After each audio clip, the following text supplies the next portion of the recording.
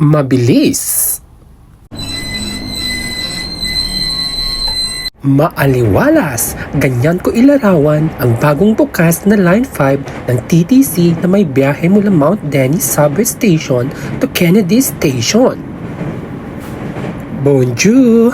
Formal nang binuksan ang Line 5 mula pa noong February 8 ngayong taon na tinatayang operational sa halos 25 stations. Tinatayang umabot ng 15 taon bago ito tuluyang binuksan sa publiko. At take note, bilyon ang ginastos sa proyektong ito ng Government of Canada. Tara, samahan niyo ako at subukan nating sumakay sa Line 5. Kung ihahambing ko ito sa Line 1 at Line 2, di hamak na mas malaki ang bintana at mas malinaw ang Line 5. At tanaw mo rin ang iba't ibang magandang tanawin habang binabaybay namin ang kahabahan ng Line 5.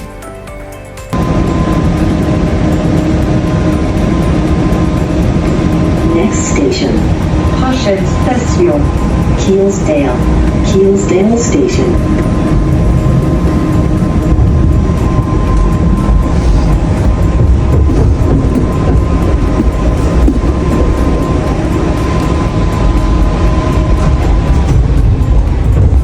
Ang Line 5 ay bukas mula Lunes hanggang Sabado, mula 5:30 ng umaga hanggang alas 11 ng gabi.